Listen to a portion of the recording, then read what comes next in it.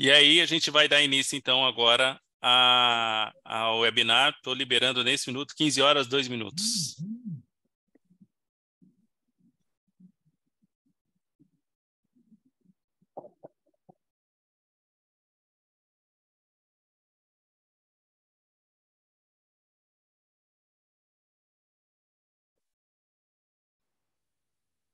Pessoal, boa tarde a todos, boa tarde desde o Brasil, aqui principalmente porque contamos com participação intensa de toda a América Latina nesse webinar especial que nós temos hoje aqui, convidado especialíssimo, o Dr. Fernando Navarro.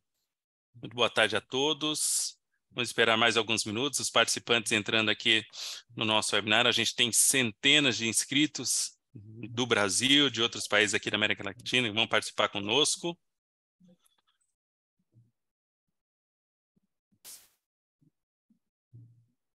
Vamos aguardar mais uns 30 segundinhos para que todos possam acessar aqui a nossa plataforma.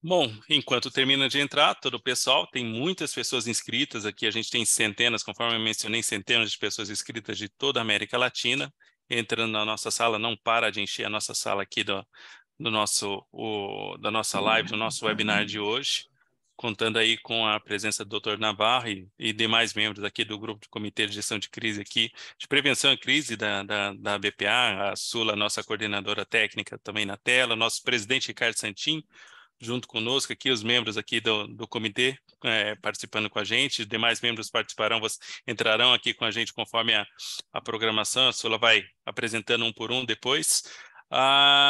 Vou falar bastante devagar este começo, porque é importante que aqueles que ainda não passaram para a sua língua nativa compreendam bem essa parte, essa etapa daquilo que eu vou dizer.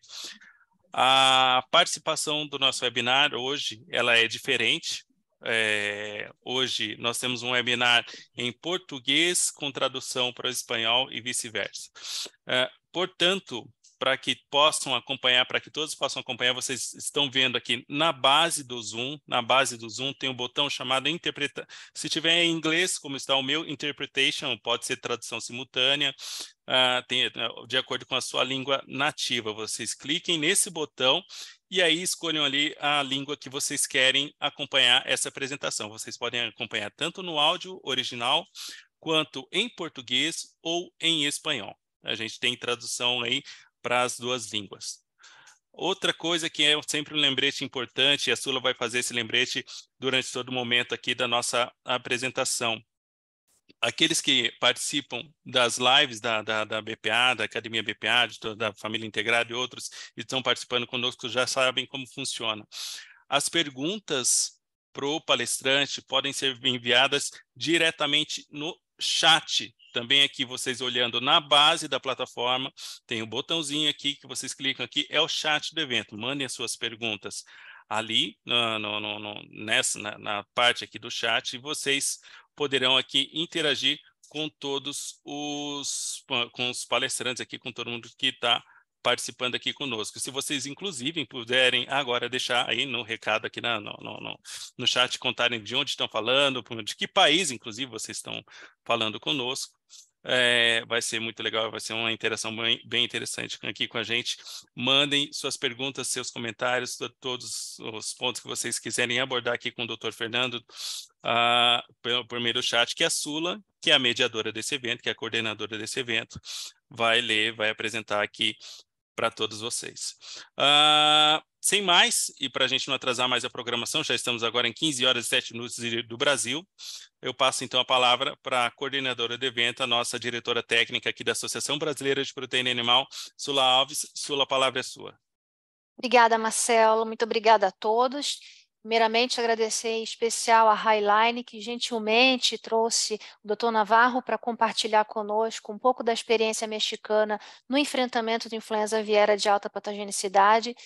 Para a gente é precioso demais ter essa oportunidade de conhecer um pouco, né, um pouco mais desse desafio, especialmente com quem teve experiência. Então, muito obrigada, Highline, obrigada aqui na pessoa do Marcelo Barbosa, que é membro do nosso grupo de prevenção, né? Nós temos um grupo especial de prevenção, composto por nossos associados, aqui nós estamos também contando com eles nessa live, né? O Rafael, o Mário Sérgio, o Ariel, o Itamar, o Jonas. Então, temos aí a participação desses colegas para nos ajudar também na condução desse importante webinar que a Highline nos ofereceu.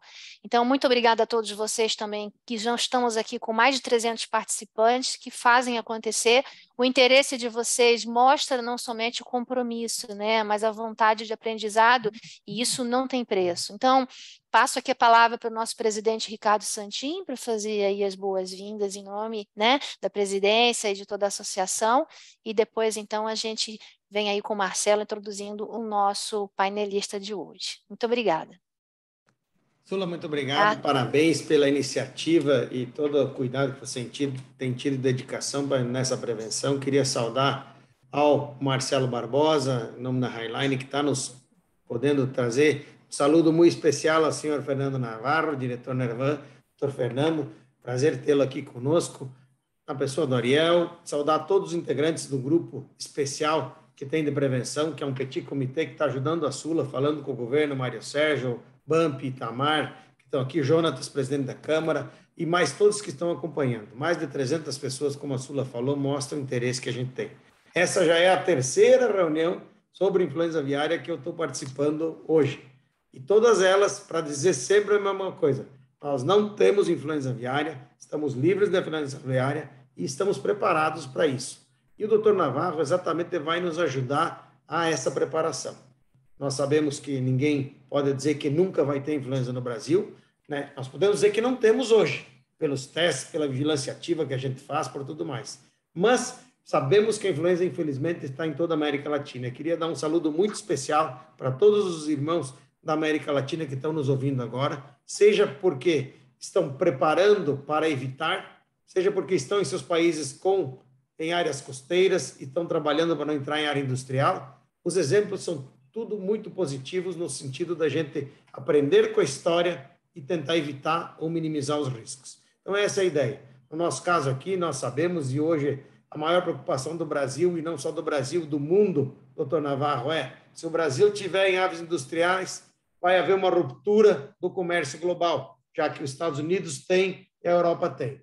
Mas a OIE, no seu artigo 10.4.1, diz que, sendo em aves selvagens, silvestres ou de fundo de quintal, de traspátio, não fecha o comércio. Tanto é que Estados Unidos e Europa continuam a exportar. É importante, então, que nós façamos, cada um de nós, o nosso melhor, para que não haja falta de mercadoria para ninguém. Essa doença, ela é o grande, volto a dizer, a palavra do doutor Fernando hoje vai nos ajudar.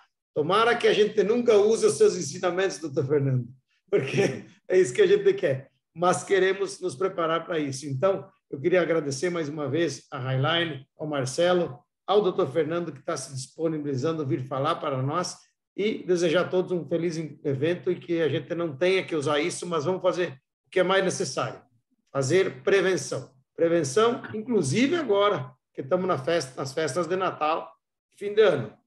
Em toda a América Latina se celebra essas datas, e aí tem muita viagem, muita visita, muita gente indo nas granjas, não deixar ninguém chegar perto das nossas aves e das granjas. Esse é o ponto que nós temos que fazer. Obrigado, feliz evento, com certeza que vai ser muito proveitoso. Ok. Bom, boa tarde a todos. Obrigado, Sula, obrigado, Ricardo, a BPA, aos colegas aí do comitê. Acredito que é um evento importantíssimo e, particularmente, eu fico muito feliz da presença do Dr. Fernando Navarro, porque é um grande conhecedor e tem uma vasta experiência em agricultura, inclusive no combate à influenza aviária. Falando um pouquinho do Dr. Fernando, ele é médico veterinário, formado pela Universidade de Guadalajara, especialista em produção animal pela Universidade Nacional Autônoma do México. Tem uma experiência de 5 anos como gerente de produção na empresa Posta L4, e depois disso ele veio para o Departamento de Serviço Técnico da Highline no México, e após isso passou a ser diretor de serviço técnico, rodando a América Latina toda. A partir de 2018, ele volta como serviço técnico internacional da Highline, e em fevereiro desse ano ele assume a diretoria da Highline México. Então, tem um vasto conhecimento, eu tenho certeza que vai poder contribuir muito com todos nós aqui. Fernando, um gusto, um grande prazer ter você com nós. Dale, adelante com sua apresentação.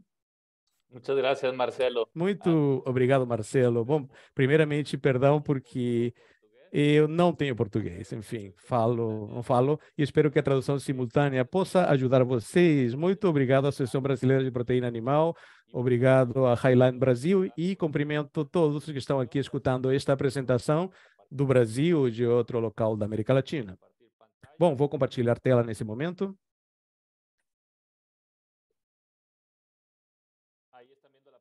Muito bem, eu acho que vocês estão vendo, sim? Alguém confirma para mim? Sim, sim, estamos vendo bem. Muito bem. Bom, muito obrigado mais uma vez por acompanhar. Eu não tenho segredo de como combater essa influenza aviária. O que eu vou fazer, basicamente, é compartilhar a experiência que teve o México, lamentavelmente, claro, com alguns tipos de vírus de influenza aviária, a partir de 1994, quando apareceu o primeiro foco de influenza aviária. Até esse ano, nós temos alguns focos, claro, com H5N2. Muito bem, então, no ano 1994, fazendo uma retrospectiva, já contei essa história triste, o México teve, claro, o desafio de influência aviária de alta patogenicidade, que é H5N2, e com uma vacinação conseguiu controlar o vírus, não saiu do México, mas, claro, foi um vírus de alta patogenicidade que evoluiu a um de alta patogenicidade, e houve alguns isolamentos, ainda poucos, nós vimos nessas 2 décadas alguns problemas nesse sentido. E um pouco aqui para vocês saberem um pouco mais sobre o México, a importância do México na produção de ovos. Nós somos o 4º ou 5º produtor, basicamente próximos do Brasil. Nós temos plantéis de basicamente 165, 168 poedeiras no país, mas nós temos uma área, uma zona que eu gostaria que vocês olhassem com ênfase, que é aqui no estado de Jalisco, que produz 53% dos ovos. É um só estado, apenas um estado, mas essa área que está aqui nesse retângulo, essa área produz basicamente 45% dos ovos que abastecem o país. Aqui nós temos essa área que são Los Altos de Jalisco, são 80 quilômetros de largura e 180 de largo. Então, aqui nós temos umas áreas com muita população para poedeiras. Nós temos basicamente 70 milhões de aves. E se nós dividimos nos números de quilômetros quadrados, temos uma proporção de 4.861 aves por cada quilômetro quadrado, ou seja, uma grande densidade de população avícola que nós temos nessa área. Aqui nós temos algumas imagens para vocês conseguirem. Prácticamente estas granjas empezaron a construir en los 60, 1960. Entonces son granjas, algunas muy viejas, algunas nuevas, pero esta es la densidad de población. Se rige por 2 principales carreteras, que es la 80D, que es una autopista, y la 80 tradicional, que es una vía libre. Pero alrededor de estas autopistas fueron creciendo las granjas de manera descontrolada y sin cumplir medidas mínimas de bioseguridad, porque en 1960, 1970, 80 no se hablaba tanto de estos valores. ¿Cómo empezó el tema de influenza aviar H7 en 2012? Esto es lo que se cree que fue la granja origen. Fue reportada mortalidad en una granja de reproductoras pesadas, en 100,000 reproductoras pesadas, en una ciudad que se llama Teocuitlán. Em uma cidade que se chama Jalisco. E as autoridades foram advertidas de uma mortalidade, não pelos mesmos donos, mas por outras pessoas que estavam no meio. Mas quando as autoridades chegaram na granja, essas aves já estavam enterradas. E o diagnóstico presumiu que era um foco de laringotraqueite.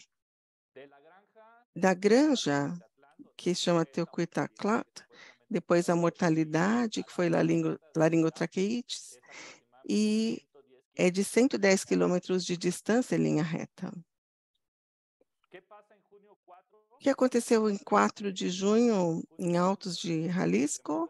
Houve um aumento da mortalidade em uma área que se chama Rancho Santa Bárbara, e se reporta que tem uma alta mortalidade, mas com lesões diferentes de Pasteurella, colibacilose, em um plantel com muda forçada. Então, naquele momento, se fez um isolamento viral, porém foi negativo.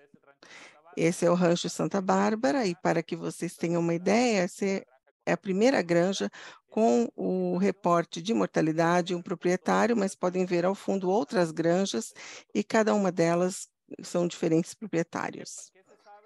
E o que se sabe que uma pessoa desse núcleo, dessa área de Santa Bárbara, trouxe aves de outra área do país para fazer uma muda forçada, e que essas aves tinham uma mortalidade. Então, o que acontece é que esta é a granja que recebeu aves de outra área com alta mortalidade, e esse também outra granja com mortalidade elevada.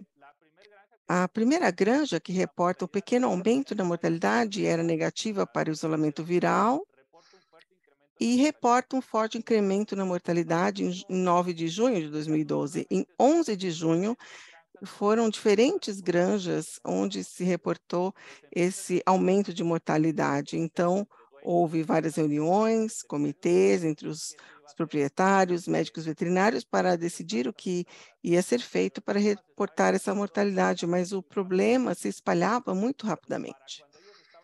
Quando eles estavam fazendo suas reuniões, a primeira granja que tinha mortalidade, a primeira granja já tinha 80% de mortalidade, e a granja vizinha já tinha 75% de mortalidade. Essa foi outra alta chamada Tierras Coloradas, e essa é uma área chamada Santa Bárbara, que tem uma distância de 40 quilômetros, e aqui onde se reportou, não havia reportado mortalidade, mas dias depois foi reportada essa granja a 40 quilômetros de distância com problemas de mortalidade. Uma semana depois, nesse mapa, cada um desses pontos amarelos são granjas com uma mortalidade muito rápida. Era uma da primeiro foco. Em 15 de junho de 2012, foi reportado o isolamento de um vírus de influenza aviária de alta patogenicidade, com alta mortalidade, algumas delas até 10% de mortalidade diária. Naquele momento não se sabia que era hemaglutinina ou neuraminidase, então as reuniões continuavam para a tomada de decisões. Esse é um resumo do que aconteceu, e eu quero mostrar alguns pontos importantes, e pode ser uma experiência. Em 19 de junho de 2012, o diretor do laboratório notifica que eles tinham isolamento de um vírus de influenza H7 e reportam ao governo o sistema de vigilância epidemiológica. Mas acontece que essa amostra foi recebida desde o 23 de maio. Se lembram que a mortalidade era em junho, e desde 23 de maio, esse laboratório já tinha recebido uma amostra positiva ao vírus de influenza H7. E com esse isolamento de influenza, se ativa um dispositivo de emergência sanitária para os municípios de Acatic, Tepatitlán. Então, essa é uma ativação de emergência sanitária no país, que sempre é publicado no Diário Oficial. O que o plano original dizia: vamos melhorar as aves e os subprodutos, temos que fazer uma revisão das medidas de biosseguridade, criar um bolsão de vacinação de 53 milhões de doses de vacina, e se decidiu porque realmente não havia um fundo para desastres econômicos, e ainda não tem.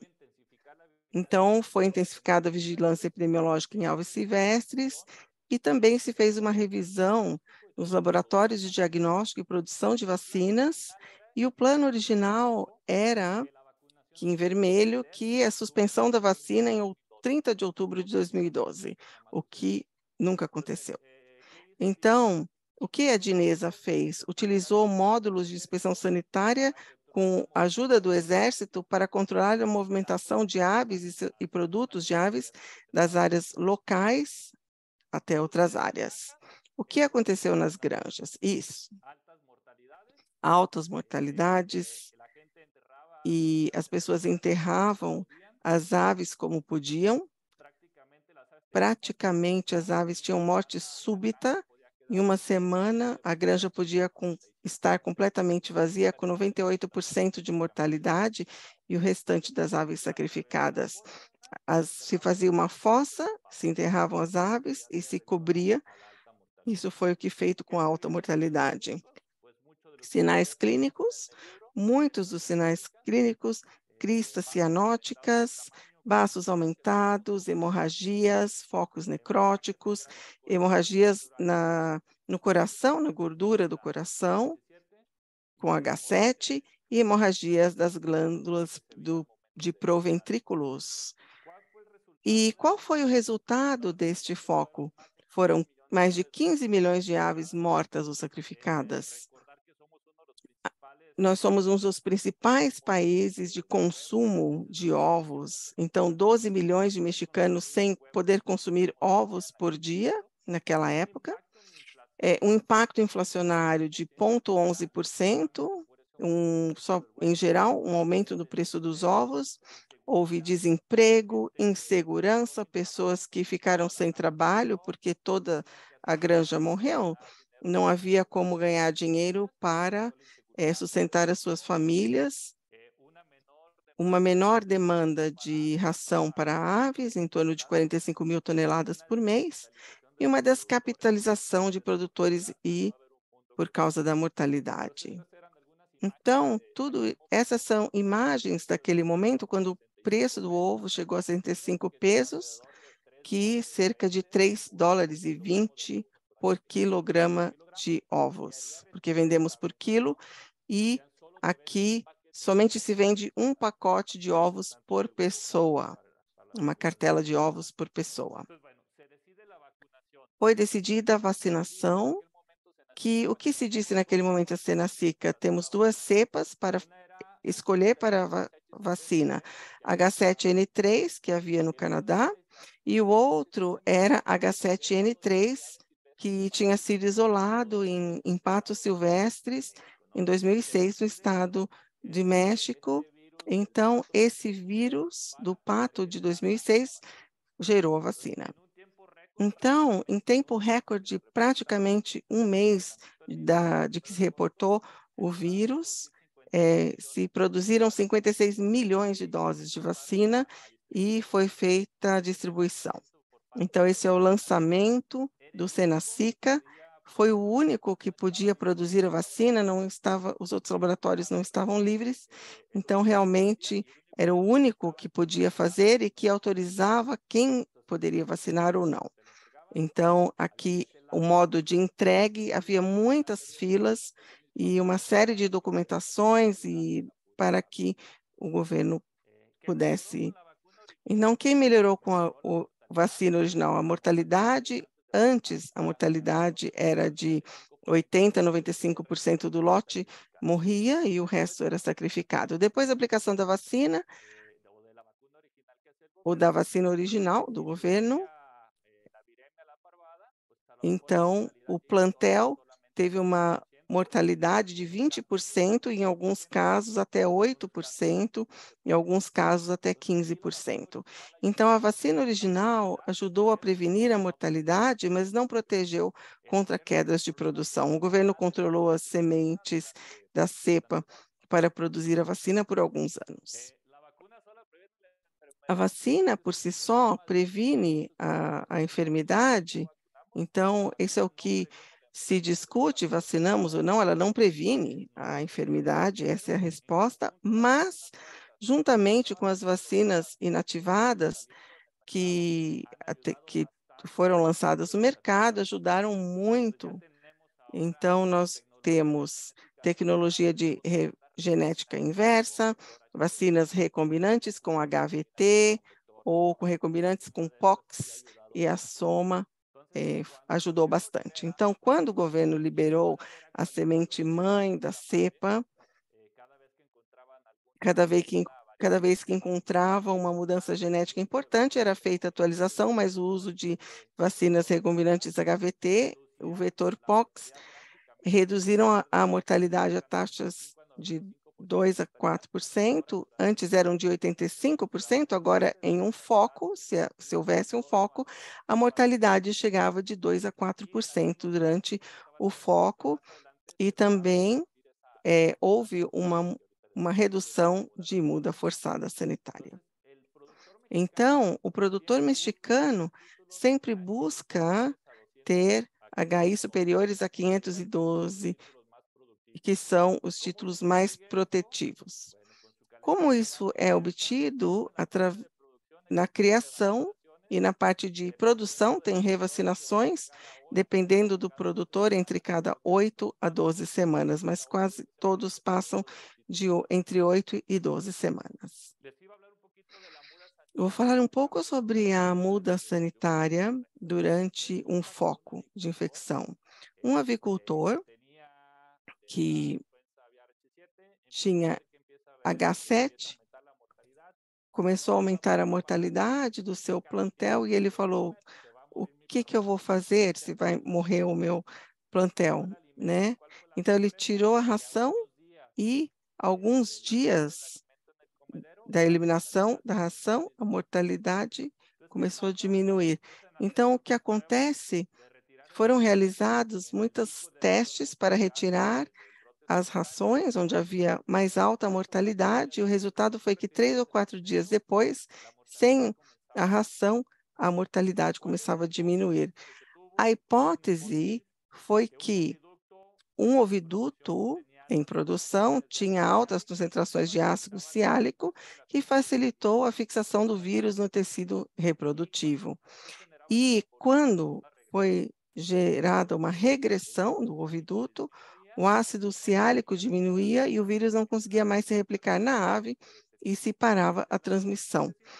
Essa foi a hipótese, mas, na verdade, nunca sabemos como funcionou. Isso é o que aconteceu.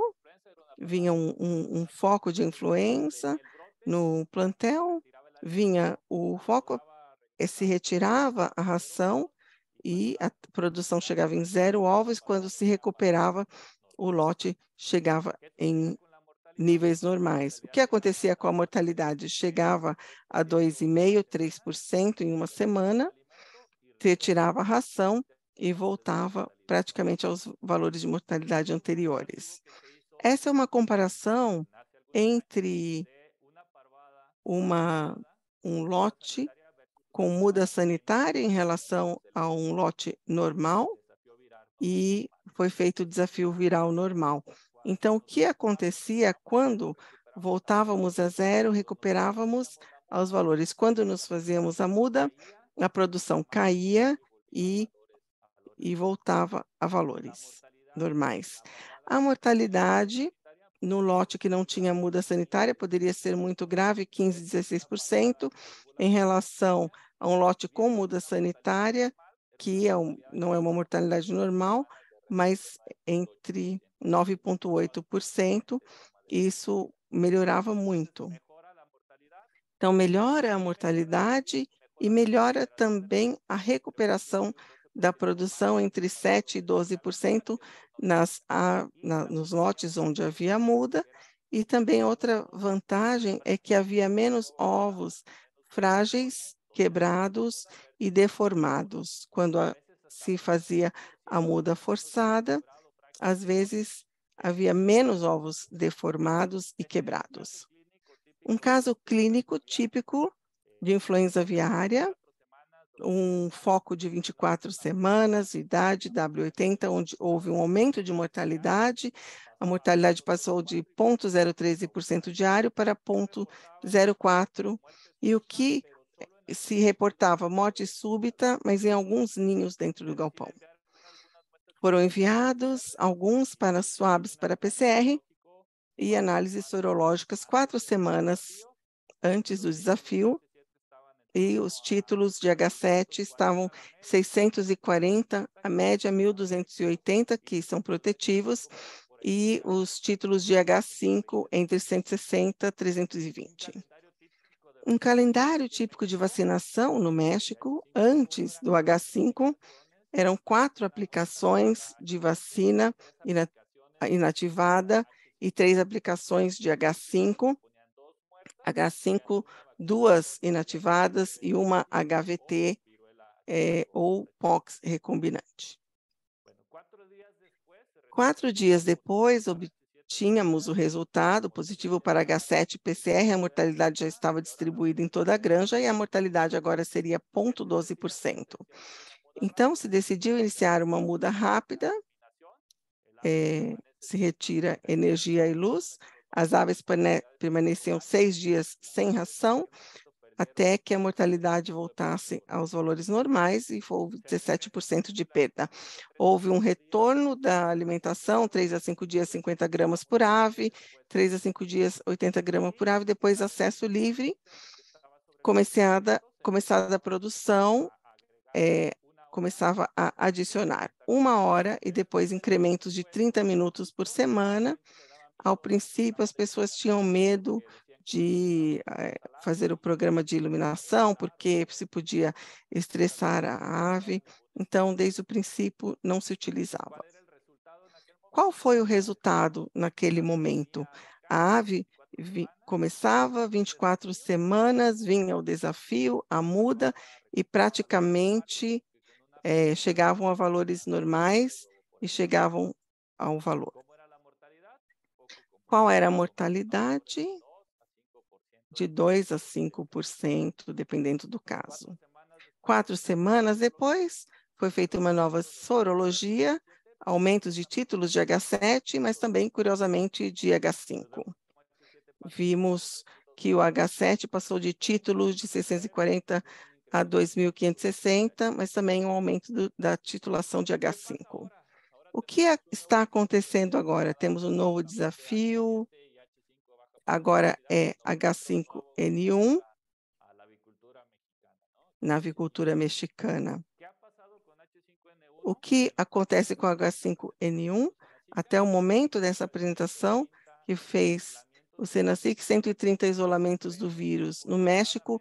Felizmente, somente 21% desses isolamentos em aves comerciais, o restante em silvestres, em algumas em aves de subsistência, concentrando isolamento no estado do México, porque aqui também o Lerma, que também são estados produtores como Jalisco, Sonora e com a península de Yucatán. Por isso, é o que se obteve. O que mudou desde o isolamento da H7 em 2012 ao H5N1? Houve muitas mudanças, mas o principal é que mudou a conscientização dos envolvidos no setor avícola, nos avicultores, médicos veterinários, das granjas. Naquela época houve muita dúvida se reporta, não reporta, o que fazer, e esse tempo durou muito tempo, de 13 de maio, que o laboratório tinha uma amostra de H7 até o relatório oficial, se passaram 15, 20 dias. Então, mudou muito, os avicultores estão mais conscientes de como um foco pode ser drástico, então a informação é muito mais rápida, as ações são feitas mais imediatamente. O que mudou também é a capacidade de diagnóstico. Naquela época demorava 3, 4 dias do PCR, agora praticamente o governo consegue resultados de PCR em menos de 24 horas e o sistema de diagnóstico é muito mais robusto, com laboratórios aprovados, credenciados. O que também mudou, não por parte do governo, mas pelos avicultores, criaram fundos de contingência, que não é suficientemente grande para todas as aves sacrificadas, mas já estão trabalhando com oferecer à avicultura um relatório imediato com a mortalidade das suas aves e pagar uma parte proporcional. E uma estratégia diferente por parte de todos os envolvidos, que é o abate imediato do lote e o enterro dentro da unidade de produção, juntamente com todos os seus subprodutos. Se for detectado um caso positivo, se faz o enterrio e os subprodutos, esterco. Então, nada se movimenta para fora dessa unidade de produção. E também combinar esse sacrifício, esse abate com a vacinação da zona perifocal ao foco para se criar uma zona tampão, e também uma grande quantidade de medidas para restringir a circulação de subprodutos em zonas internas e outras zonas que estão em quarentena. A vacina foi autorizada, foi uma autorização de emergência. Felizmente, os 2 laboratórios, um mexicano e um global, que é a Boehringer, já produziam vacinas com H5N1 para exportação. Então, já se tinha essa ferramenta para ser utilizada. No México, primeiramente, se usou nas zonas perifocais e depois foi feita uma autorização para praticamente nível nacional. O que acontece na parte comercial, onde não houve focos e se pode vacinar? É possível com autorização do governo. E também é importante, eu posso vacinar em estado livre sem perder o meu status de granja livre, e para que não afete a minha conversão. Então, isso é algo muito importante, que você tem praticamente 2 vacinas de vírus inativados autorizados para emergência até o momento dessa apresentação, que se teria 74 milhões de doses compartilhadas, 50 milhões no estado de Jalisco, onde temos 55% da produção, 8 milhões em Yucatán, que são os principais. O que aconteceu, então, com o descarte das aves? Bom, antes dessa nova aplicação do 5N1, nós poderíamos comercializar aves de um estado para outro, inclusive aves vivas, para que outra pessoa conseguisse fazer essa muda sanitária. E agora já não é possível, agora está proibido. Agora todas as aves de vida longa têm que ser enviadas a sacrifício para uma planta, aqui no México se chamam rastro-abatedores, mas tem que ser um abatedouro, claro, que tem uma inspeção federal tipo CIF do Brasil, que é um local que seja monitorado, que tenha um cadastro e tenha a supervisão do governo federal. Aqui nós temos uma área de alta população com capacidade para sacrificar, abater até 170 mil aves por dia. É importante que para fazer esse abate, nós temos que ter um resultado PCR negativo para influenza aviária durante 7 dias antes da data desse abate. Ou seja, se você tem um resultado no dia de hoje, somente tenho 7 dias para enviar a abate essas aves nesse método. O que aconteceu agora com a movimentação dos ovos? Claro, os ovos férteis, como aqueles que são para prato nas áreas de quarentena, é preciso apresentar um resultado negativo para influenza aviária de alta patogenicidade pelo PCR. Isso vai ter uma vigência de 20 dias. Então, justamente para mandar ovos com 20 dias depois dessa análise PCR, mas sempre para abater aves vivas ou vender ovos, é preciso de uma autorização por escrito pela Direção Federal da Sanidade Animal, que faz parte da Senacica. Ou seja, é preciso de uma autorização com esse resultado de respaldo. E nós fizemos mais o que eu acredito que é positivo. Agora, para conseguir comercializar os ovos ou aves vivas, ou frango, ou qualquer outro subproduto de origem aviário, é preciso que a empresa tenha um médico responsável veterinário aprovado. Antigamente, não tinha nenhum tipo de médico veterinário movimentava livremente, mas agora não, agora é preciso ter um médico veterinário para qualquer movimentação que já fez uma prova no governo e que justamente conhece todas as regulamentações para a influenza aviária, ou seja, nós avançamos, evoluímos. No dia 6 de junho, nós tínhamos 218 médicos aprovados nessa prova do governo, mas agora, no dia 6 de dezembro, somos 457 médicos. É uma forma muito relevante, porque agora a empresa não consegue movimentar nenhum só ovo se não tem esse médico veterinário. Muito bem, o que acontece com o H5N1? que nós observamos? Nós percebemos que é muito mais patogênico, ou seja, os testes falam que é muito mais patogênico, tem uma maior taxa de mortalidade, não? Então, nós vimos agora com H7N3, com essa maior taxa de mortalidade em relação a H5N1, ou seja, mais mortalidade, mas com uma menor taxa de morbidade. Ou seja, nós temos, de repente, um foco numa granja, não era, claro, o que nós vínhamos que era incomum que isso se disseminasse a outra granja, porque nós tivemos uma melhora forte na biossegurança e na estratégia de controle dessa doença. Ou seja, as granjas se nós compararmos do 2012 até o presente, nós melhoramos muito a biossegurança. Vamos ver isso daqui a pouco. Claro, tem atividades, claro, pelo governo, mas eu não sei se a morbidade é menor ou não, mas uma coisa é certa, nós melhoramos para evitar esses contágios entre as granjas. O que nós fazemos para reduzir o risco? A biossegurança é o ponto número 1. Nós temos que atuar e agir assim. O que está fazendo a Senacic, que está fazendo muito bem, é disseminar as informações sobre influenza aviária para prevenir a entrada desse tipo de influenza com materiais como eu mostro agora, que estamos divulgando. E nós estamos restringindo o acesso a pessoas e veículos alheios à granja. Isso é muito importante. Nós temos que evitar o contato com aves selvagens. Nós temos realmente grades ou cercas para evitar a entrada de aves selvagens. E nós temos que ter um manejo responsável dos resíduos para ovos, galináceas ou qualquer outro tipo de subproduto que possa envolver um risco para a avicultura.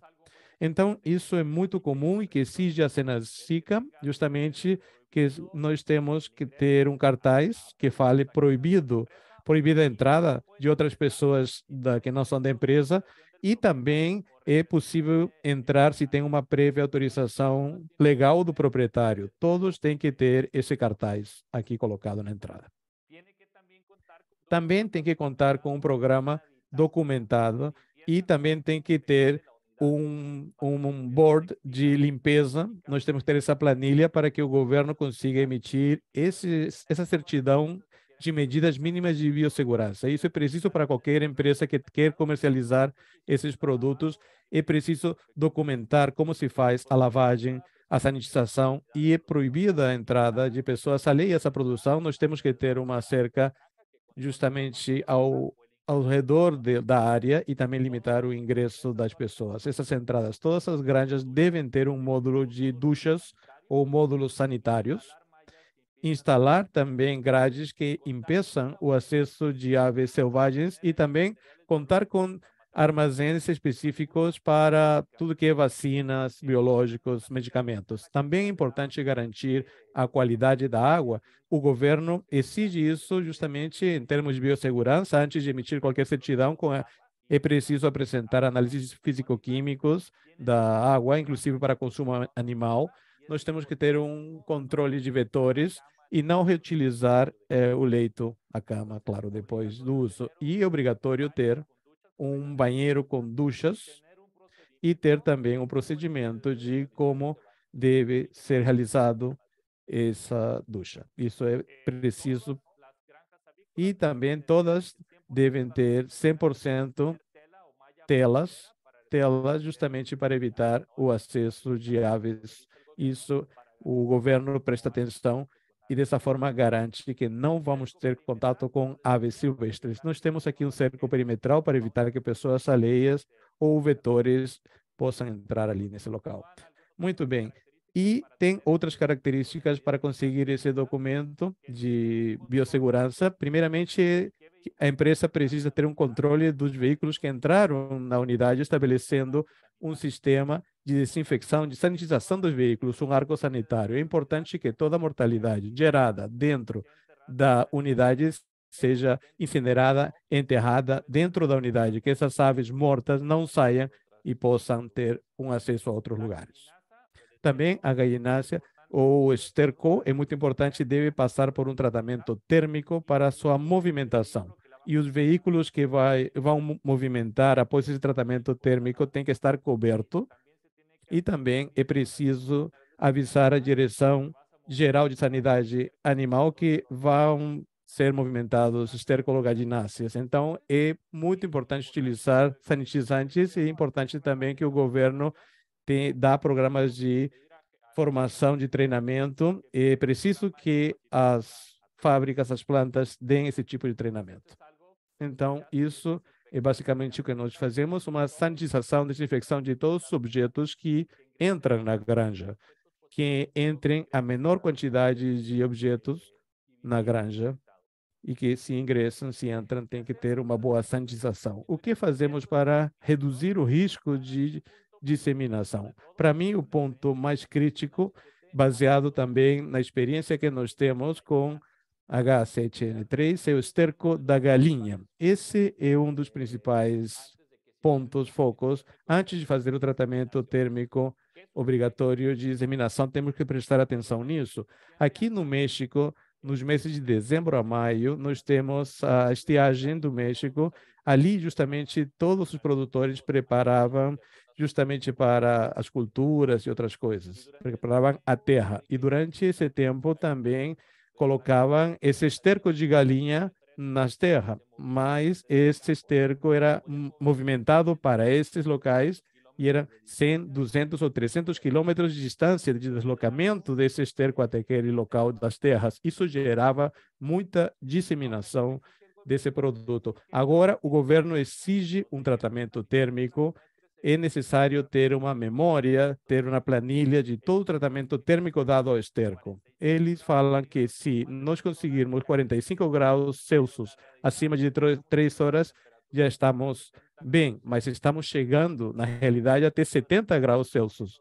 Então, 2 ou 3 semanas, nós temos que ter esse tipo de tratamento antes de sair. Então, dessa forma, nós garantimos que vamos ter esse esterco sem nenhum patógeno. Outro aspecto importante, eu já garanti o tratamento térmico e agora, como eu vou movimentar esse material? Antigamente, poderia ir sem lona, descoberto, e aí caíam penas, enfim, ao longo do caminho, mas agora não. Agora tem que estar tudo em bolsa, em sacolas e selados com cobertura para que o produto não saia. E nós precisamos também ter uma sanitização antes de sair do veículo. Outros aspectos importantes que nós estamos fazendo para esse controle de influenza aviária, ou seja, justamente esse esterco é muito importante. Se nós estamos com problemas sanitários que são reincidentes de influenza aviária, cada vez foram menos no México, isso é verdade, mas nós precisamos de um programa para micoplasma. Nós sabemos que um lote, um plantel positivo para MG ou MS, nós temos um desafio viral muito mais complexo se isso acontecer. Então, um plantel positivo, nós fazemos com esse plantel uma semana de tratamento com 3 semanas de descanso com produtos como tilosina, tiamulina, timicosina. Então, nós temos outras opções que o uso da vacina.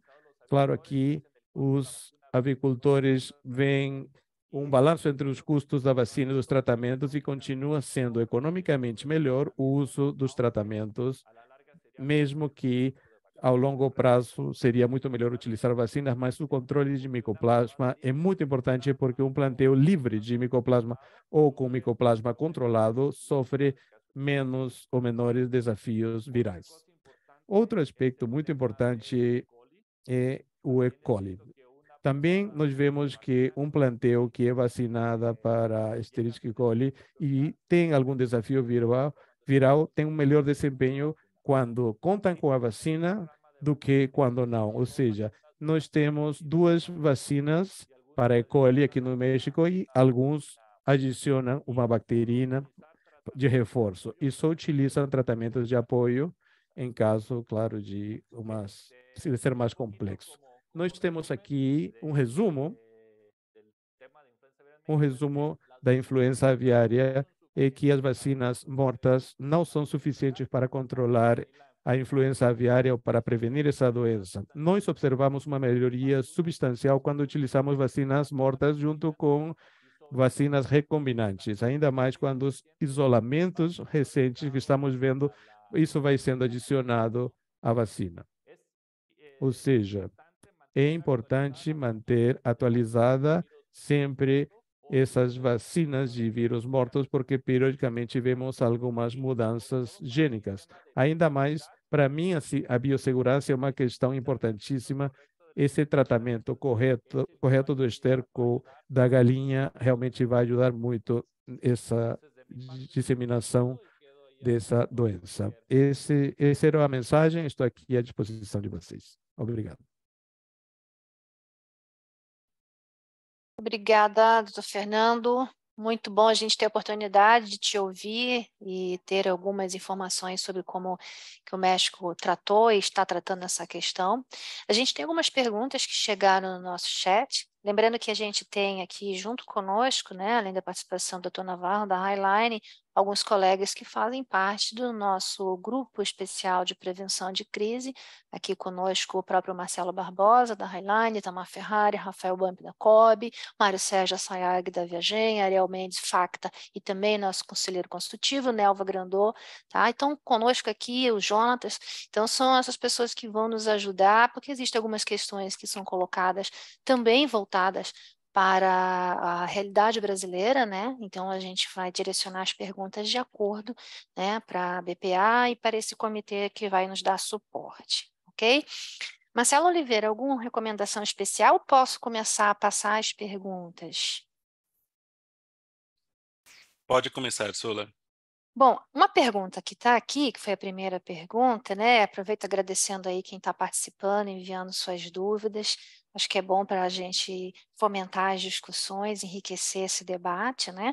A primeira pergunta aqui do Leandro Fontanese, ela não necessariamente está voltada para o doutor Navarro, mas acho que a própria BPA, que tem trabalhado, aproveitando a presidência, o presidente Ricardo Santin aqui para nos ajudar, a pergunta é ela relacionada à vacinação, né, que foi bastante abordada pelo doutor Fernando também, e aqui no caso a pergunta, vou passar para o nosso presidente Ricardo Santin, se o Brasil tem planos para controlar potenciais riscos, né, plano de vacinação aqui no Brasil. Como eu sei que é um trabalho que está sendo feito também de uma ordem mais institucional, Ricardo, gostaria de pedir tua contribuição para responder essa primeira pergunta.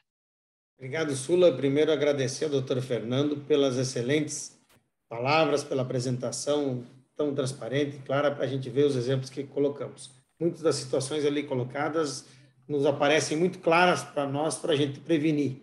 Algo muito que também a gente já faz aqui no dia a dia, talvez por isso o Brasil tenha até hoje conseguido lograr, doutor Fernando, o status de livre de influenza, né, aviária, porque a biosseguridade é o que mais se cuida aqui. Mas exemplos simples como o esterco, a cama da aviária, no caso de corte, né, são temas que são muito simples e que a gente tem que estar cuidando, e obrigado pela sua apresentação.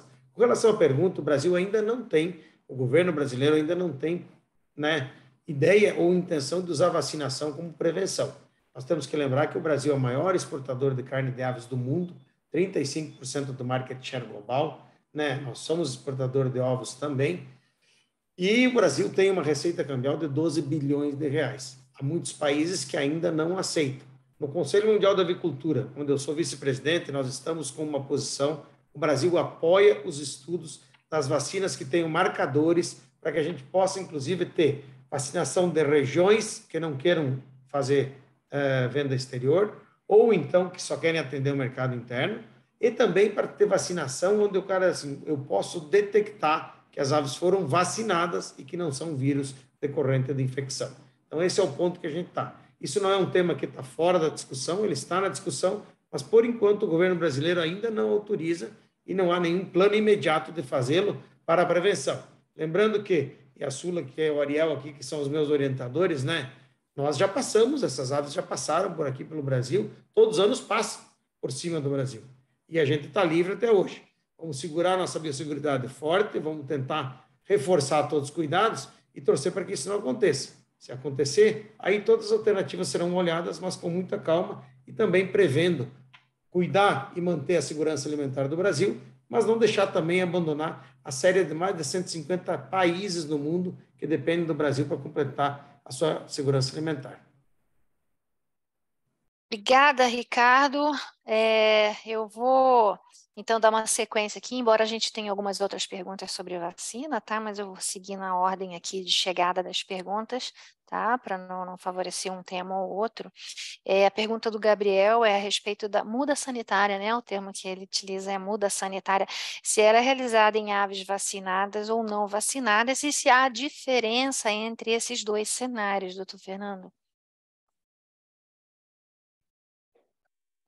Sí, si entendí bien la pregunta es Sim, si sim, entendi a pergunta. Nós tínhamos uma situação entre aves vacinadas ou não. Então, essa muda se originou a partir do foco original antes da vacina e funcionou bem. Funcionou muito bem, isso baixou a mortalidade, mas justamente fazer essa muda antes ou depois, o que eu posso falar é que a muda sanitária ou quando usa a vacina, tem uma mortalidade muito menor.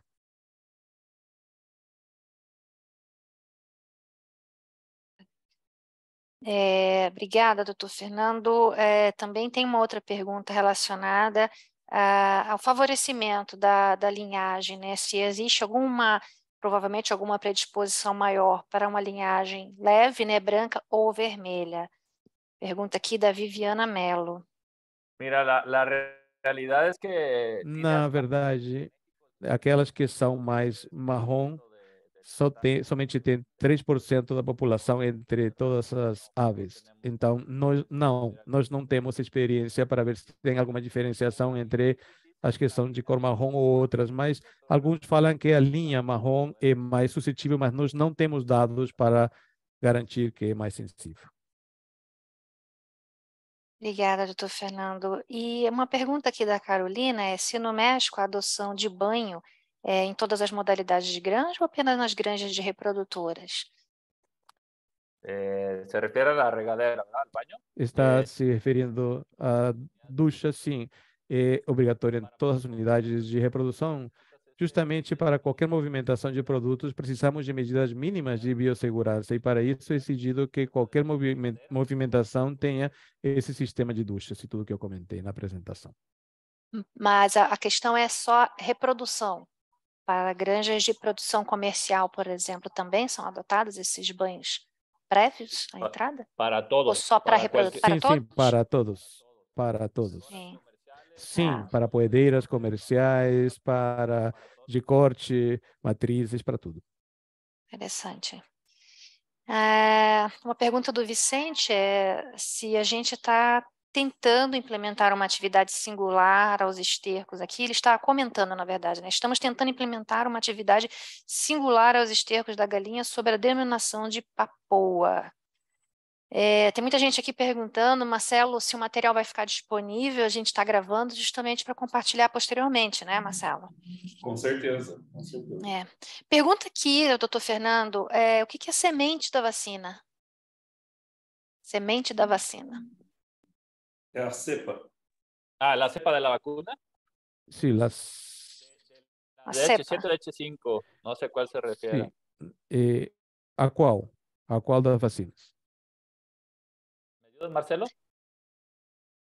Você entendeu, Sula? Não, é que perguntaram justamente o que é a semente. Seria a cepa, né? Trazendo aqui a pergunta do jeito que foi isolado. Né? É a base isolado que teve. Isso, a semente, né? Pessoal, a semente é a base que a partir daquela amostra provada que se produz todas as partidas. Então aí você só multiplica a semente para ampliando e gerar sempre para que a vacina seja sempre exatamente da mesma amostra inicial lá e aprovada pelo Ministério da Agricultura de cada país. Obrigada, Mário. Bacana. Tiago Lourenço, quanto tempo, Tiago? Tiago está perguntando como coordenaram atividades alinhadas entre os segmentos de frango de corte, poedeiras e perus. ¿Me ayudas a traducir? Soy muy malo en mi portugués. Perdão, não sabia que não estavam traduzindo as perguntas. Como se coordenaram atividades alinhadas nos segmentos de pollos, ponedoras e pavos? Uy, ¿cómo se alinearon? Es complicado, ¿no?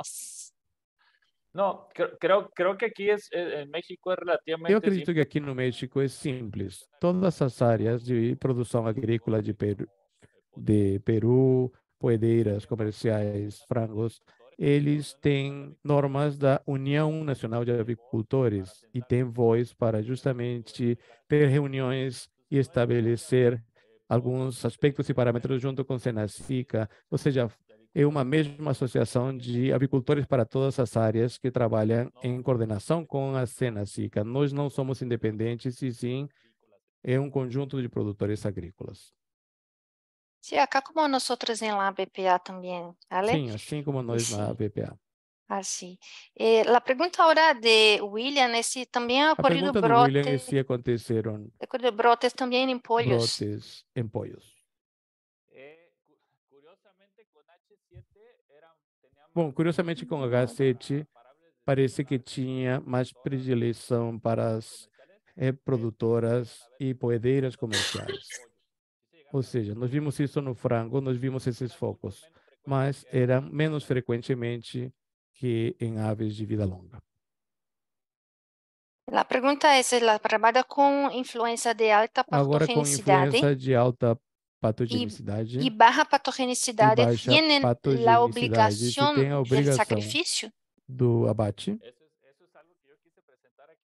Isso eu quis apresentar em relação à realidade do México. Quando nós tivemos esses focos originais de 2012, nós não tínhamos programas. Por exemplo, se o avicultor não notificava, deveria ser de notificação obrigatória, mas nesse momento não notificava e fazia essa muda sanitária e vacinação para não ter mortalidade e continuar com a produção. Mas mudou. Agora, o avicultor tem consciência e faz uma notificação, um relatório de que realmente existe um vírus de alta patogenicidade. Se faz esse abate sanitário. Não se fazia antes, mas agora sim se faz a notificação.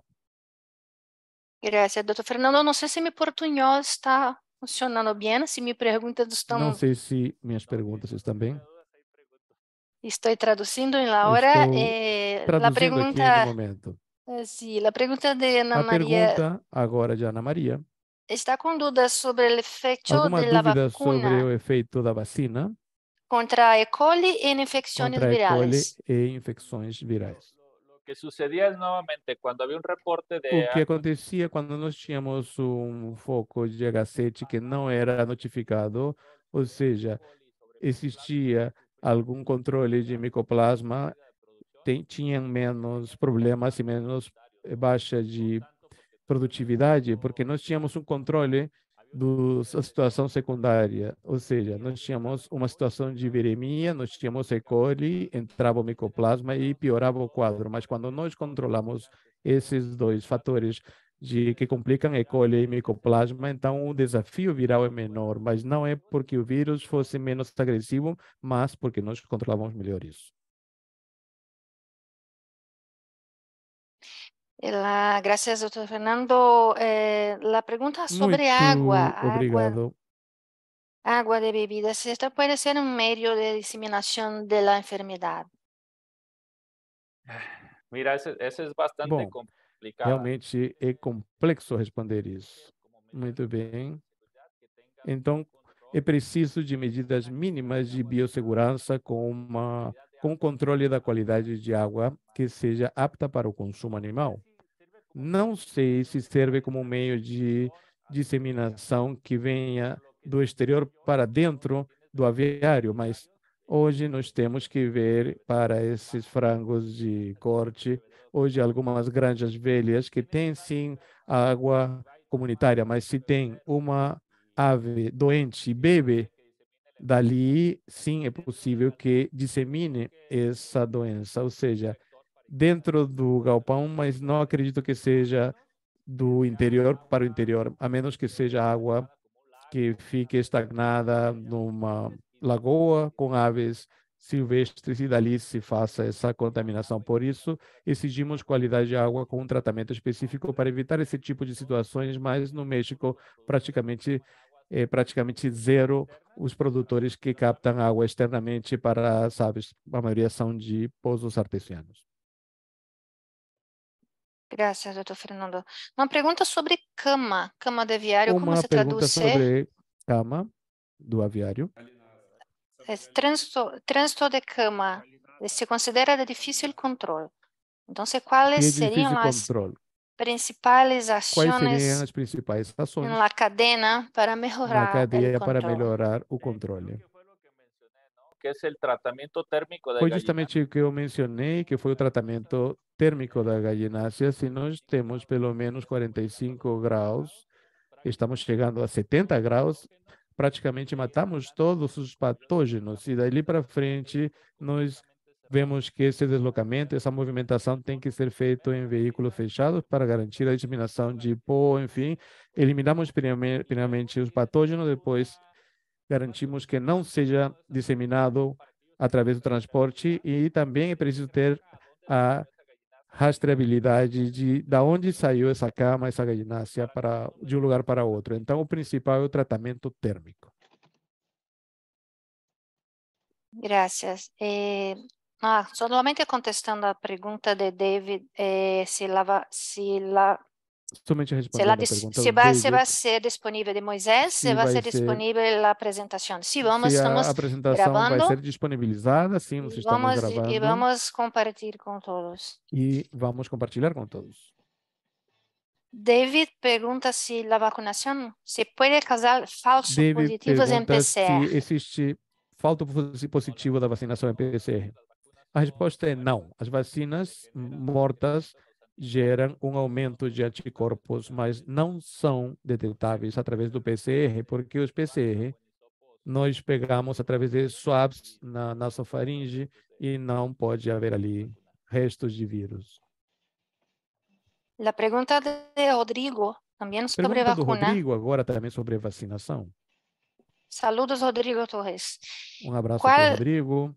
o impacto da vacuna Qual é o sobre a impacto da produção vacina em na produção lotes livres? lotes livres? Como les decía ahora, con H5N1, Como eu ninguno. falava com H5N1, nenhum. Se essa pergunta, nenhum impacto. Nós conseguimos vacinar um plantel livre, num estado livre, e mantemos o status. Isso é muito importante, que a Senacica faz, que permite a vacinação sem perder o status e demonstre que o plantel está livre de influenza, com PCR, não por anticorpos.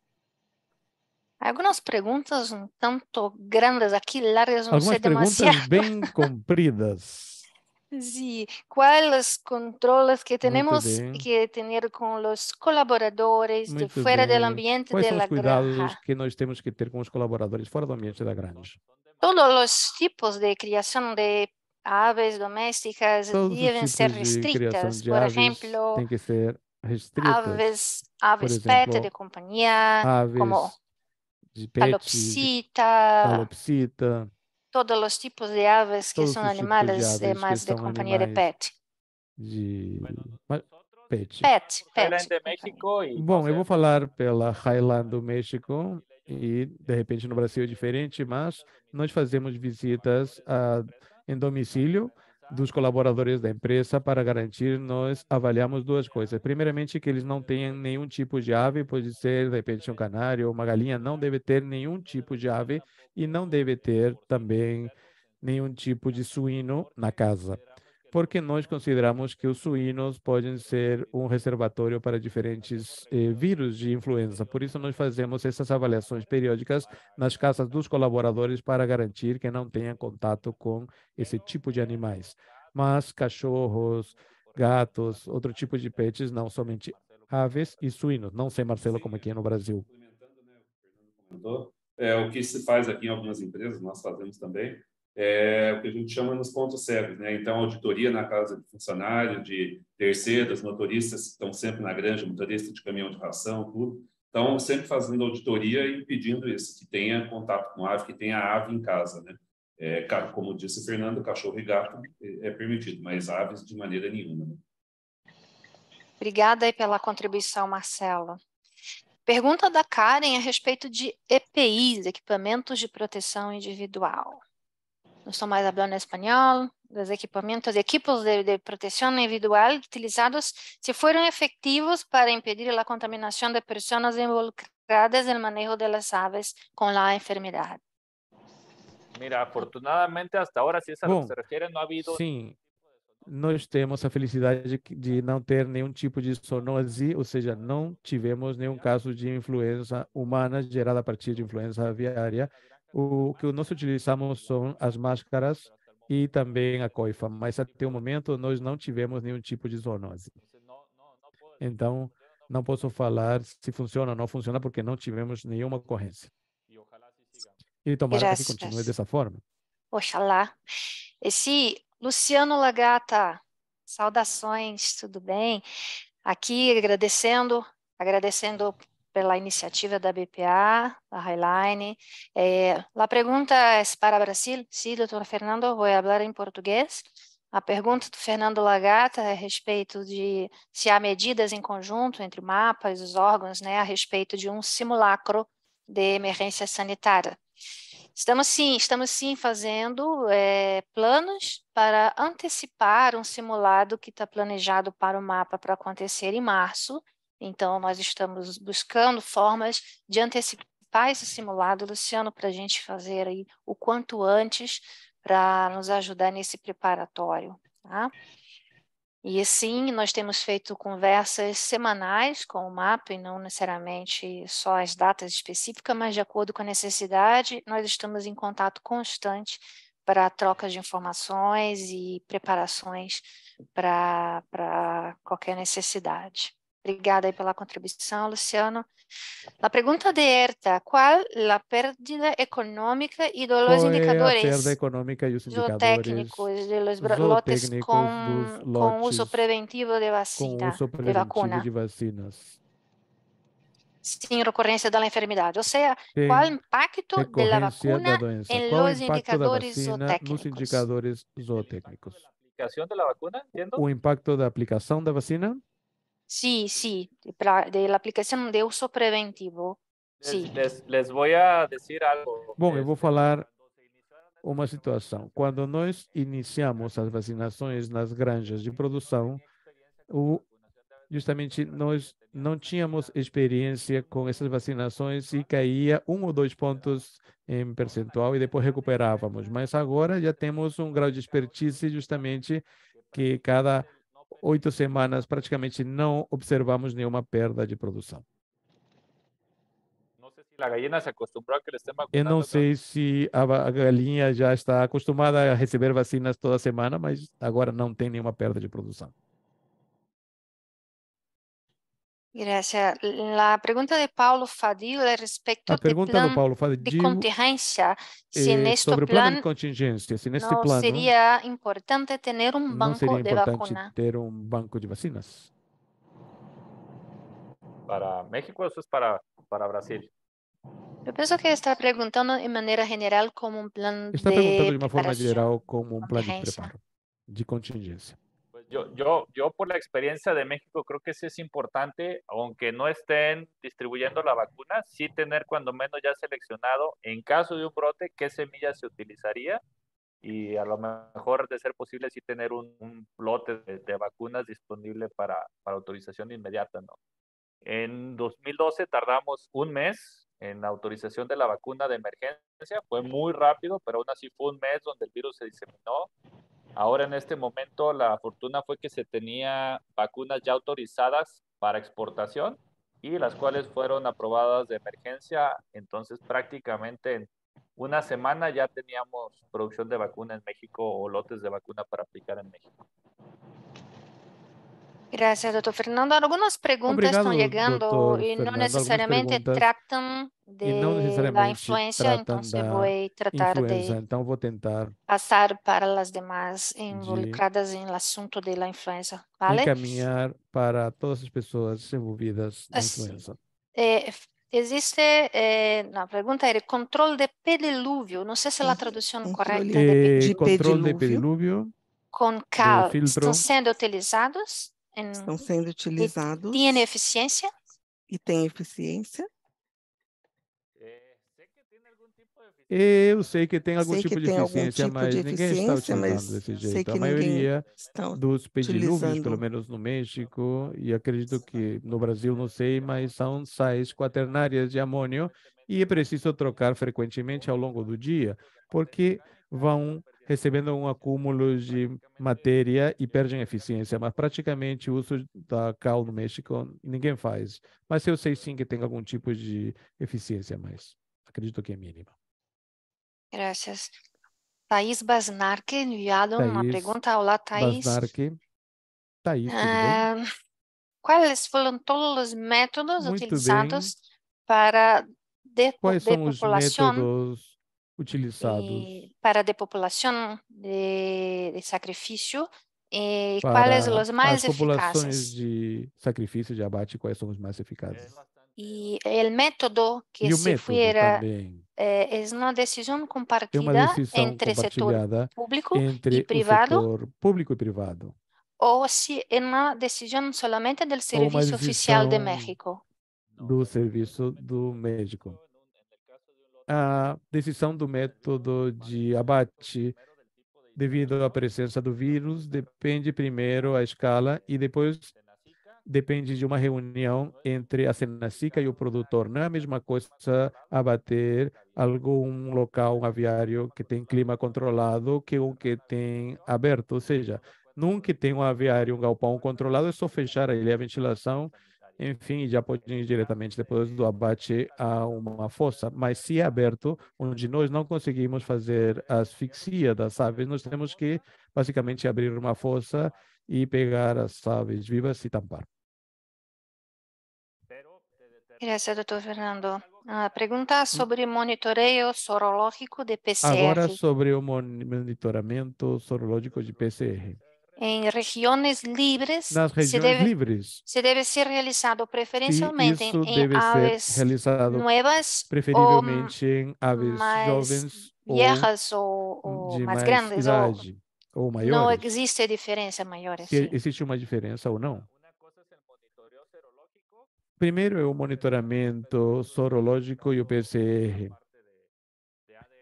Ou seja, porque ali nós temos uma parte do DNA do vírus, mas o que nós fazemos nas áreas livres, como eu falei na intervenção para o abate de aves, nós temos que ter 7 dias antes ou 20 dias antes da movimentação do plantel, e nós fazemos praticamente em aves de qualquer idade. O governo solicita uma amostra e isso é coletado em aves de qualquer idade. Se nós fazemos um monitoramento sorológico para respaldar a eficiência dos anticorpos em relação à vacina, que a vacina gerou, sim, isso pode ser feito, mas são duas coisas diferentes. Graças, doutor. A pergunta de Mariel Neves. Agora, a pergunta de Manuel Doutor Neves. Fernando, se crees que programas de vacinação Você obrigatório acredita que os programas de vacinação seguindo obrigatórios, um plano central por seguindo Senacica, um plano poderia central da ser Senacica, se eficaz poderia ser em la eficaz erradicação da enfermidade? para erradicar a doença? Como cree que deveria ser Como planificado? acreditaria que poderia ser esse planejamento? Bom, eu acredito que a vacina, ela sozinha não vai erradicar a doença, nem prevenir. É mais uma ferramenta, mas para mim o mais importante é a biossegurança. Nós já vivenciamos isso no ano 2012, aprovamos a vacinação, mas demoramos muito para aplicar a biossegurança e a doença começou a, enfim, se difundir e ter esse tipo de ocorrências. Eu não acredito que um plano de vacinação obrigatória como única ferramenta seja a solução. Nós precisamos melhorar outros parâmetros também. Gracias, doutor Fernando. A pergunta de Bruno Guastali. A pergunta do Bruno. Em México é comum No os México, casos é combinados comum de os casos laringotraqueite combinados de com influenza? laringotraqueite com influenza ou não? É recomendável fazer a muda sanitária mesmo É em las recomendável fazer a regiões muda sanitária, que mesmo em também regiões são endêmicas para onde também laringotraqueite? vemos que são endêmicas para laringotraqueite. Não, nós não temos casos combinados, laringotraqueite está bem controlada, de fato, no México ainda permitimos vacinas vivas de culturas celulares e de embriões de frango, ou seja, realmente laringotraqueite não é um problema no México. Eu acredito que, enfim, sem ver um foco de laringotraqueite, 4 ou 5 anos que eu não vejo isso, nenhuma ocorrência nesse tempo. Gracias, doctor. Obrigado, doutor. Con relación a los Em relação desinfectantes, aos desinfectantes ¿nos sanitizantes, puede indicar poderia si indicar ustedes tienen algunos con se mejor vocês resultado para no mejor México control de la influencia? têm melhores resultados para o controle da doença?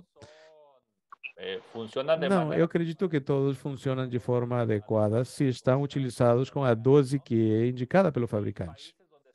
Se nós temos países onde é permitido o uso de formaldeído e esse tipo de produtos, se são melhores, mas eu posso falar que qualquer desinfectante de um laboratório que possamos falar que atende todas as certificações, sendo utilizado na dose correta, funciona. Não tem um que funcione melhor do que o outro, acredito. Mas sim, é importante atender às indicações e à dose correta do fabricante, para não perder a eficiência do produto. Gracias. Obrigada. Pergunta de José Gonçalves. Pergunta Olá, do Zé José Roberto. Gonçalves.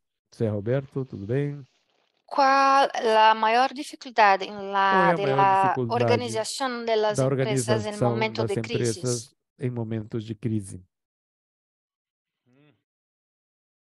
¿Cuál es lo más difícil? Ou seja, o mais difícil, bom, eu acredito que todos tenham a certeza do caminho a seguir. Nós vimos isso durante os focos, que muitas vezes a diretoria da empresa e a parte sanitária da empresa, obviamente porque a diretoria via a parte econômica, às vezes não atendia as recomendações e a parte sanitária, enfim, também seguia isso. Então, é difícil entrar numa conversa para encontrar um ponto de equilíbrio entre o econômica e o que precisa ser feito na parte técnica e sanitária. O produtor, o avicultor entendeu justamente isso, que é necessário. Gracias, doctor. Tenemos muchas preguntas Obrigado, todavía. doutor. Ahora Temos voy a muitas pasar perguntas. por Agora algunas eu otras. vou para Tenemos outras algunas perguntas. otras Nós con temos amigos algumas que outras nosotros com podemos amigos que hablar y nós contestarlos podemos já directamente. responder Preguntas sobre diretamente. Vamos fazer cuestiones de isso. Brasil. Perguntas mais específicas para o Brasil. Vamos encaminhar internamente. Entonces, Isabela, ahora una pregunta de Isabela, Isabela. agora Hola, uma pergunta. Isabela. Oi, La Isabela. agilidade na A identificação, agilidade na identificação, essa rapidez da diagnóstico e identificação, do bloqueio diagnóstico, do é bloqueio, ponto fundamental no é controle da ponto influência. fundamental no controle da influenza. Em sua visão, quais os E, do pontos seu ponto de de vista, mais quais são grande os pontos dificuldade de maior dificuldade que as empresas encontraram que as durante os empresas brotes encontraram de influência? durante esses focos de influenza, esses surtos?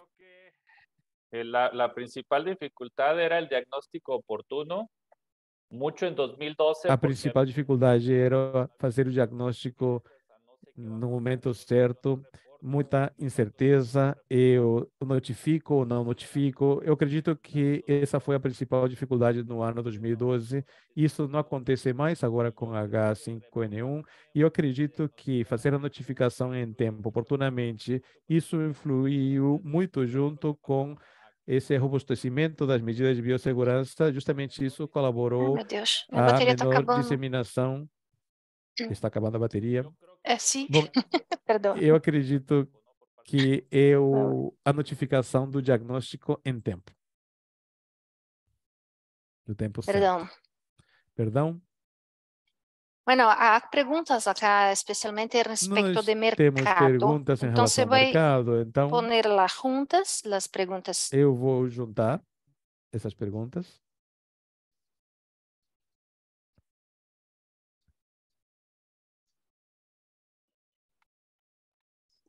Eu creio que a computadora de Sula... Bom, eu acredito que Sula ficou sem bateria. A energia de Sula. Sim. Sim. Eu tenho algumas perguntas Eu tenho algumas perguntas da Sula, mas já estamos na hora. Vamos esperar 30 segundos para ver se a Sula, enfim, entra de novo. Senão, vamos fechar essa apresentação agradecendo ao doutor Navarro pelos tempos, claro. São 4h27 aqui. Eu acredito, então, que o doutor Navarro tem uma agenda cheia, com muitas atividades. Então, por esse motivo, vamos esperar somente se a Sula consegue entrar e, se não, já vamos nos encaminhando para o fechamento, sim? Isso, claro, se todo mundo está de acordo. Até, você tem mais uma pergunta aí, Marcelo? Eu não tenho acesso aqui. Se você tiver, acho que coloca mais uma até a Sula voltar. Para falar a verdade, aqui pela sequência nós temos ainda 13 perguntas. Então temos muitas perguntas. Fala, Fernando, você pode falar um pouco de mercado? Como isso, a gente está perguntando acá em teléfono, como foi ele feito no mercado para os produtores, adentro de México? Pelas zonas afectadas. Sí. Pelas zonas afectadas. Y Marcelo, también, doctor Fernando, se preguntaron si la vacunación impidió se a vacinação impediu a comercialização do produto. Bom, a pergunta é se no foco, no surto de 2012, nós tivemos algumas situações que poderia classificar como erros dos envolvidos. Nós tivemos restrições, sim, no mercado, alguns estados com esses focos, e nós aplicamos vacinação e foram classificados como estados de baixa prevalência com vacinação, e esses estados ou províncias tinham restrição para a movimentação dos produtos para outros estados livres, isso no norte do país ou sul do país, pelo simples fato da vacinação, pelo simples fato de vacinar um estado. Simplesmente só por isso também havia essas restrições de movimentação com H5N1. Já permitimos a vacinação em estados livres sem a perda do status, desde que seja comprovado com testes de PCR. A grande do estado continua com status de livre, com H5N1 já não, com a anterior sim, com H7. Agora sim eu voltei, acho que nós não temos mais tempo, mas eu acredito que a pergunta que fizeram agora, que era sobre mercado, é muito importante. Doutor Fernando, aqui a pergunta é como esse zoneamento, se houve alguma restrição de mercado ou mercado internacional, como afetou isso o México? Bom, eu falava um pouquinho sobre as restrições no mercado interno, mas também houve restrições no mercado externo com produtores mexicanos que estavam exportando para, enfim, o exterior, ovos, frango, e houve uma restrição completa quando começaram esses focos de 2012, e agora fomos abrindo aos poucos. Alguns países já reconhecem, claro, compartimentos livres de alguns países que também são positivos, permitem a importação de produtos mexicanos, mas isso é mínimo. Na verdade, se houve um forte impacto na exportação de produtos devido a essa doença. Marcelo, não tenho acesso às perguntas, eu estou aqui agora no celular, mas eu acho que nós estamos já no horário. Então, podemos fazer as perguntas através de outros canais. Enviamos essas perguntas para o doutor. Sim, Fernando. Sim, com certeza eu conseguirei responder através da Highline Brasil. Enfim, vou ter a maior disposição para responder as perguntas. Muito obrigado. Vou pedir ao Marcelo Oliveira para ver se temos mais tempo, alguma pergunta, ou, de repente, o nosso grupo de prevenção, se tem alguma dúvida ou fazer algum complemento. Minha sugestão ao grupo, quem quiser fazer o comentário, abre então o microfone agora, levanta a mão e a gente já faz os seus comentários e a gente vai dando andamento só para organizar a sequência de falas. Doutor Mário, o senhor ia comentar alguma coisa? Só um ponto importante, Fernando. Eu creio que é importante esse processo de eliminação das aves. Como estão fazendo e qual é o processo mais comum que estão usando? Porque esse é um ponto que talvez sempre gera dúvidas no campo, de como é o método mais simples para ser. Sí, como comentaba Mario. Sim, como o Mário comentou, nas granjas com climatização controlada, quando nós temos uma mortalidade, nós fechamos a ventilação e fazemos uma asfixia dentro do galpão e depois enterramos sanitariamente essas aves. No caso de granjas abertas, e como vimos em algumas imagens, nós abrimos uma vala que seja com a profundidade adequada e vamos colocando ali as aves para depois passarem pela asfixia. Então, claro, então estavam alguma espuma, eu não lembro o nome da espuma para a asfixia ser mais rápida. Mas são as duas modalidades. Acho que agora o Ariel tem uma pergunta. Acho que o Ariel agora quer fazer um comentário, Ariel. No, bueno, en realidad, nada más para dar las gracias por las informaciones. Simplesmente para agradecer o conteúdo do Fernando. E, Fernando, eu tenho uma dúvida em relação ao programa de vacinação. Você mencionou um programa de 4 a 8 semanas em aves de produção e em cria. Quantas vacinas no caso de poedeiras comerciais? Cada 8 a 12 semanas, e para cria, temos 4 vacinas mortas durante toda a etapa de cria. No caso de H7 e no caso de H5, são 2 inativadas mortas e uma recombinante. Ok, gracias. Ok, obrigado. A Sula está reconectando conosco agora. Não sei se, Sula, você está com áudio agora, está com bateria? Como é que está? Sim, estou com áudio, estou com bateria. Me desculpem, eu não vi. E, enfim, mas deu certo. Acho que a gente vai no improviso. Marcelo, tem muitas perguntas, como havia comentado. Algumas questões eu acho que são mais endereçadas aqui para o nosso próprio grupo de prevenção, para a própria BPA.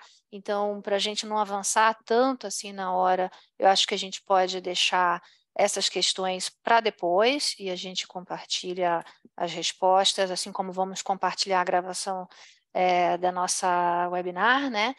Não sei se o presidente Ricardo tem alguma outra questão que ele tenha visto aqui, que a gente precisasse debater, mas por hora eu encaminharia aí para a nossa finalização. Já também deixamos em aberto para o nosso grupo fazer algum comentário. Perguntas sempre, né, muitas voltadas para a questão de sacrifício sanitário. O Mário Sérgio reforçou aqui essa questão. Nós estamos aqui seguindo muito o que os demais países estão fazendo também, procurando ver o exemplo do EIF, Estados Unidos, e fazendo esses alinhamentos, né? Com relação à vacina, novamente, perguntas com relação à restrição de mercado.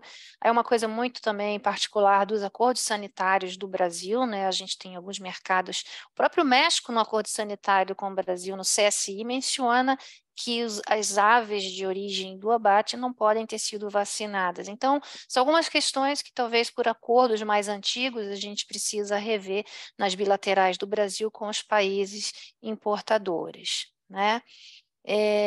Então, também, novamente, a questão do método de sacrifício usando CO2. Não sei se o doutor Navarro quer fazer algum outro comentário com respeito aos métodos de sacrifício sanitário, né? E agradecimento aqui das pessoas parabenizando a apresentação e a iniciativa. A gente vai buscar trazer aqui algumas respostas para vocês pela própria comunicação da BPA, né? E quem sabe, se for necessário, como tem muita pergunta ainda a respeito de sacrifício, a gente buscar, está nos nossos planos aqui da BPA, buscar experiência também com outros países para tratar da questão de sacrifício sanitário, que é uma preocupação para a ação de enfrentamento, né? Ricardo, passo para você, pediria também ao Marcelo Barbosa, nosso anfitrião, junto conosco aqui, para fazer o encerramento, tá? Muito obrigada. Obrigado, Sula. Obrigado pela condução tua, do Marcelo Oliveira. Eu queria agradecer imensamente ao Dr. Fernando Navarro pelas brilhantes palavras, pelos ensinamentos e, acima de tudo, pela paciência com todo esse monte de perguntas. Mas esse evento aqui, aproveito para agradecer ao Marcelo Barbosa, que nos deu essa possibilidade de fazer isso, não só para o Brasil, mas para toda a América Latina, que está aqui participando, mais de 400 pessoas. Fernando, muito obrigado pela ajuda. A gente deseja que continue aí o México implementando cada vez mais medidas de biosseguridade e que daqui a um tempo possa até deixar de vacunar, né? Então, eu acho que esse é um ponto. O tema da vacina é algo que o mundo tem que tratar. Nós estamos hoje tratando nos conselhos mundiais, no International Egg Commission e no International Poultry Council, exatamente porque a doença já é endêmica em várias nações e a gente tem que viver com isso. Hoje, 70%, né? O mercado global hoje está na mão dos Estados Unidos, Brasil e Europa. No de ovo, está em mais outros 2 ou 3 países. É preciso a gente ter muita noção e ter calma para tratar desse tema, porque todos dependemos do material genético. E todos eles estão vindo de países com compartimentos. Então, acho que isso é só uma questão de fazer os estudos com base científica e mostrar que a gente tem como fazer isso. Então, mais uma vez, a minha palavra é só de agradecer Marcelo Barbosa, agradecer ao Dr. Fernando pela excelente palestra que nos deram e por nos colaborar tanto com a gente, para a gente aumentar mais ainda a prevenção. Gostei muito da sua fala, Dr. Fernando, quando o senhor me diz assim, vacuna solamente não é a solução. Tiene com biosseguridade, é isso que temos que fazer. Então, graças, que Deus los ilumine. Um abraço a todos. Graças, presidente Marcelo.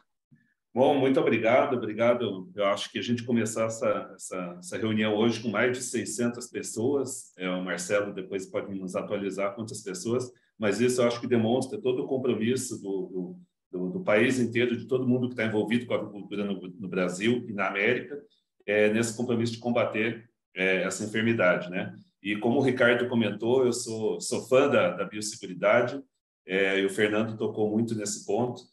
Então, Fernando, muito obrigado, de verdade, foi fantástica a tua palestra, teu compartilhamento aí da experiência no México, e eu tenho certeza que você contribuiu muito para o Brasil e para a América na prevenção da influenza aviária. Obrigado, BPA, obrigado a todos aí. Obrigada, Marcelo. Acho que a gente vai continuar seguindo na linha aí de fazer webinars e a gente trazer a resposta para algumas dúvidas, a gente tomando nota aqui, vi as preocupações, alguns que ficaram sem resposta, a gente vai buscar trazer, né, tanto pelo envio, na correspondência mesmo, ou trazer uma abordagem específica sobre algumas dúvidas que foram aqui colocadas, especialmente com o método de sacrifício. Então, obrigada, doutor Fernando, muito boa oportunidade, muito bom te ouvir. Espero que tanto o México quanto os outros países agora que estão enfrentando também consigam lidar bem e a gente possa recuperar tão logo, né, a nossa condição sanitária aí nas Américas. Brasil nunca teve, a gente sempre fala, a gente busca reforçar os procedimentos de biosseguridade, todas as medidas, a gente sabe do risco que todos correm. Então, estamos todos juntos aí na peleja aí para trabalhar com relação à biosseguridade, à prevenção. Obrigada a todos. Uma boa tarde e a gente continua juntos aí. Um grande abraço. Boa tarde. Boa tarde a todos. Boa tarde. Até logo.